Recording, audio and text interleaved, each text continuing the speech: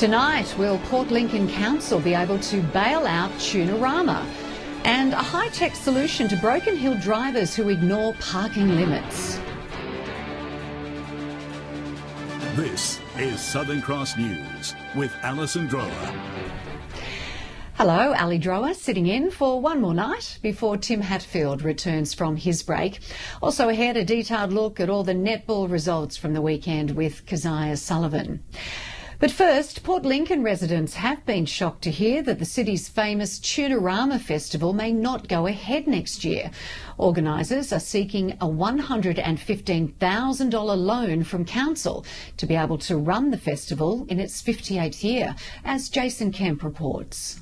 It's Port Lincoln's iconic festival, but Tunarama is in crisis. Air Square produced the biggest loss for an event that Tunarama has endured. The festival, which has been running for over 50 years, is in the red. The event's Vice President, Sharon Humanick, arrived at Council last night to reveal that while Tunarama has historically been able to manage an average budget of $100,000, these funds are now depleted. Last year it wasn't financially successful, even though the community loved it. The finances didn't work for Tunarama. Every year, Council tips in more than $20,000 to ensure the event runs to plan. But this year, organisers have come asking for a cash loan worth substantially more to save the event. They've got themselves in a financial situation where they're saying we need some extraordinary help. We need some extra funds from Council. Tunarama can boast being the longest running regional festival in Australia, and Council says it will fight to keep it going. I don't think it'll die, but it needs probably some tough love. It probably needs some community support. Unable to come to an agreement last night, Council suspended the decision and has asked for more information on the festival's viability before committing further. We need some surety that next year is not going to have a similar result. The Tunarama Committee will complete a business plan and a budget for Council approval in the coming fortnight. The Council is adamant it needs transparency before any funds can be committed. Who pays for all that? How do we make the numbers work so that it's financially sustainable into the future? That's really our goal. Jason Kemp, Southern Cross News. Workers have clocked on to start the fourth shift at the Whyalla Steelworks, assisting with the finishing department. Area management says an increase in orders means extra employees are needed to meet customer demand. It wasn't that long ago. Work at the Whyalla Steelworks was on the decline amidst fears the plant would close for good. 12 months later, and Arium has hired 44 new workers as orders for steel products roll in. With 3 shifts, we just could not keep up. So we were actually falling behind the market, and that's when we made the call to bring in the 4th shift. They'll be based at the so-called finishing end of the plant, where the final products are created in the rolling mill and distributed. Mr. Victor says the area is critical to the viability of the steelworks. All of the product that we produce through the mill is a finished product that goes to the final customer, and that is the product that we make the most profit on. And Mr. Victor also says early feedback suggests they've started well. The guys have really done well, so at this stage they are competent and they're confident in running the mill. Jamie said he clocked on for his first shift at Arium this week. Pleased to see the company bringing more people on board after years of cutbacks. I've been looking to get out of here for a while, so it's good to get young people like me out in the steelworks. John Hunt, Southern Cross News. Broken Hill City Council will soon trial new camera technology to catch drivers who are overstaying parking limits. A new state-of-the-art system is set to be deployed after a trial period, as Patrick Reinke reports. Parking in Broken Hill CBD could soon get a whole lot easier. We're in the process of reviewing our parking operations around the town, and particularly in Archer Street, and Council has been in receipt over a long period of time a lot of complaints around parking, particularly parking that impacts businesses. So this is how it works. The cutting-edge LPR Pin 4 system is attached to a council ranger's car. The ranger then drives up a street at a certain time, records all the cars parked, and then comes back later to see who has failed to move on. They can do a bit of a match-up in terms of the software to make sure who's parking legally and who's parking illegally. The aim is to free up car spaces outside local businesses that are usually taken by 9-to-5ers. There will be a 6-week grace period once the system is installed, but after that, illegal parkers will be fined. Council also has this answer for anyone who says it's just a revenue-raising exercise. For us, this is about legitimately trying to free up some parking spaces in the main street and allow people that might require a disabled space or require a space close to a shop that they want to visit, the opportunity to be able to do that without having people overstay their welcome. The parking system will be rolled out next week. We're going to have a 6-week moratorium on issuing any fines, and what we will do is just, if someone is caught, we will just issue a notice saying this is the situation, you need to observe the parking arrangements in the main street and don't overstay your welcome. Patrick Ryanke, Southern Cross News. A Whyalla man will be facing a magistrate in coming weeks after being caught allegedly drink driving near Snowtown on the weekend. The 51-year-old man immediately lost his licence after blowing twice the legal limit. Meantime, another Whyalla man had his car impounded after being caught high-range drink driving on McDowell Stewart Avenue late on Saturday night. It is going to be business as usual for the Whyalla Outback Centre after Port Augusta Council decided against reducing the visiting hours of the iconic Tunnel of Time display. However, Council will begin a review of the visitor centre at a meeting later this week. For now, the Tunnel of Time display will continue to entertain visitors to Port Augusta like it has for many years. However, there's still a question mark over the future of the Whyalla Outback Centre, and this week Port Augusta Council will review the services it offers. I'm sure the Port Augusta Council recognises the fact that tourism is a major economic driver for the town and the region. A report on tourist numbers shows from 2011 to 2016, more than 93,000 people visited Whyalla each year. And Sean De Bruin from the South Australian Tourism Industry Council says information centres continue to be of value to local tourism. There's evidence of the fact that it does create new expenditure, it does create and sustain jobs in local communities. And travellers to Port Augusta say the Outback Centre is a big help. I find this is the best information centre I've been into in our travels. Council is expected to hold a meeting on Whyalla on Thursday. Amelia Simpson, Southern Cross News. Stay with us after the break. Broken Hill residents responding well to a new campaign on reducing lead levels in their lives.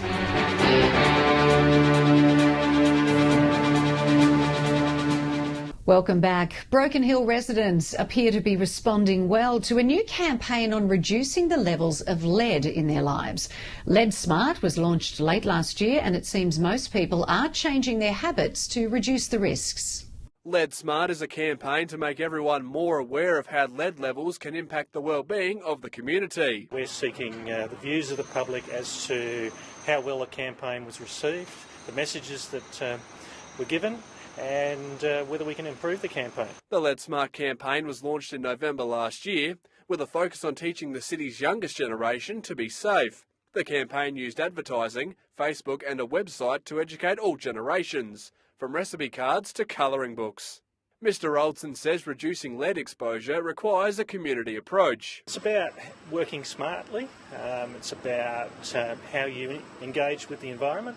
So it's the simple things that you can do. It's like washing your hands and not bringing your shoes into the house. When you're a tradie, not to bring the dust home to your children. Those sorts of simple messages. And the survey says Broken Hill locals are paying attention. The response has been overwhelming, I think is the best way to say it. Very, very positive responses. The key messages are translating through. The information from the surveys will go towards developing future campaigns, as well as identifying which elements of the Lead Smart campaign have resonated the most and what has missed the mark. If you wish to complete a survey, you're encouraged to contact the program office at 8080 3233. Patrick Ryanke, Southern Cross News. Whyalla Council is refusing to give up on luring Oz Minerals to the city, with the elected body to send a delegation to meet the mining company.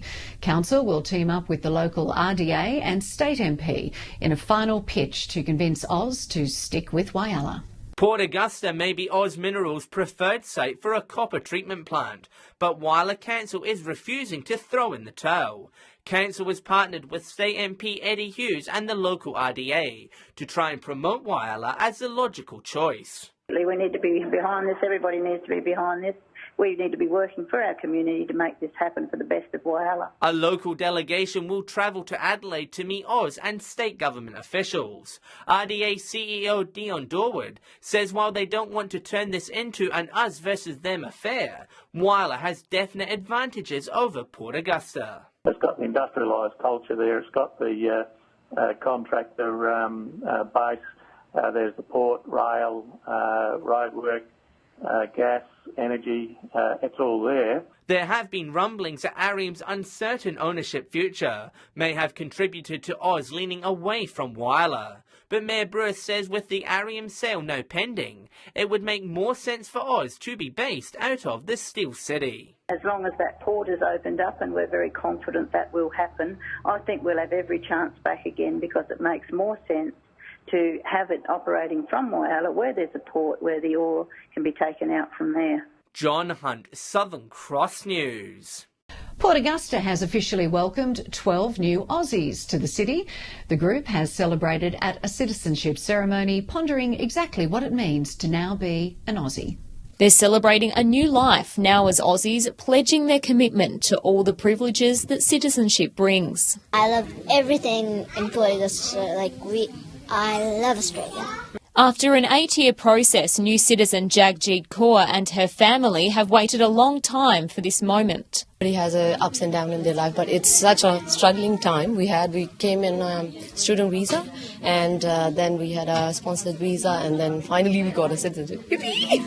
And today is a proud day. Very proud. It's such a, impressive moment, and I wish my parents could be here to see this. Mayor Sam Johnson officiated at the ceremony, praising Port Augusta for having the highest number of applicants for a regional centre. Port Pirie and Whyalla are certainly doing their fair share, but it feels as though we seem to be doing quite a few more here in Port Augusta. And he says Port Augusta is being talked about even overseas. The last ceremony I did, I had a family from India, and they'd actually heard about Port Augusta from friends that had travelled across. New citizen Brandon is from Ireland and says his Aussie accent is coming along. Some of the words I say is not like stuff you'd say in Ireland. Like, everyone looks at me and can say, what do you say? For them, obviously, it's that new starting point, that new chapter, and they're really quite chuffed. Amelia Simpson, Southern Cross News. Port Lincoln's iconic London Street Bridge has been closed to traffic from today as it faces major reconstruction to make it safer and more accessible for heavy transport.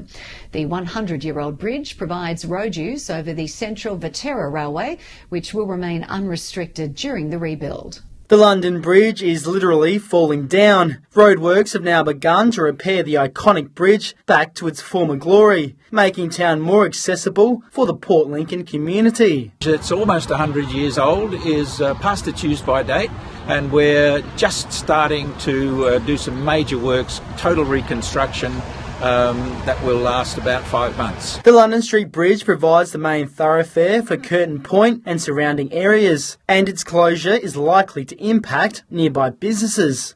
We accept there'll be some inconvenience and some impact, particularly to the traders that operate in this part of town.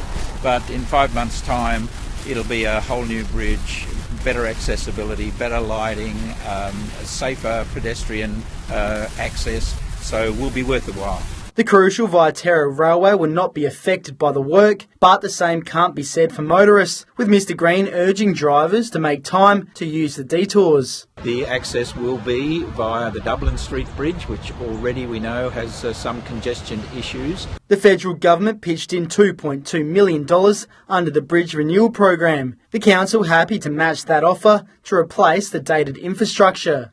A big chunk of money, so some of the other things we'd like to do around town need to be just delayed for a little while. But a significant spend from council and a significant spend under the federal government assistance program as well. Jason Kemp, Southern Cross News. After the break, we'll cross to Keziah Sullivan in Port Pirie with a full rundown on netball, also a bit of soccer. That is next on Southern Cross News.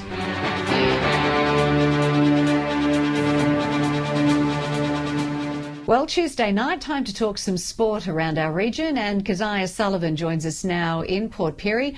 And Keziah, winter sport definitely in full swing for our netball clubs.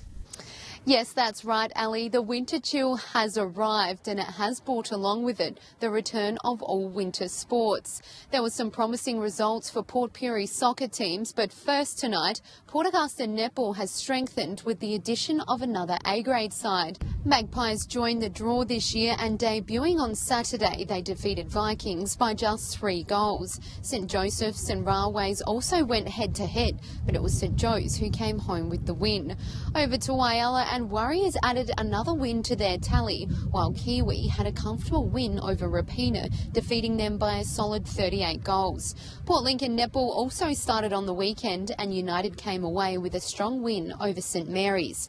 Whyalla Rangers are sitting second on the ladder with a win over Imperial, and Wayback defeated Boston's by 7 goals. Back over to Port Pirie and the competition showed a strong start. In a grand final rematch, an accurate blue-red side defeated the reigning premiers Ports.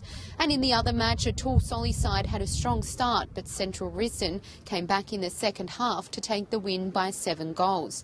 To the Silver City, and there was wins for Jesters All-Stars, and West Flames Black defeated Nabsters by 9. Taking a look at the soccer, and Port Pirie's Northern Demons have cemented themselves at the top of the State League 2 ladder. The side are yet to drop a game, and on the weekend they had another good win over Modbury, while Savoy secured their first win for the season, defeating Anglevale by 1 goal. In the Steel City, Wanderers took the points with a win over the Lions, and in a close one, Croatia defeated Steel United. So plenty of sports action across the region, and if you want to see your sport mentioned on Southern Cross News, drop us a line at localsport@sea.com.au. We'll be back on Friday with the footy tips. Ali? Thanks so much for that, Keziah. And maybe next weekend you might be able to ditch the trackies and stay in the shorts because your 4-day forecast is looking very nice indeed. Your weather is next on Southern Cross News.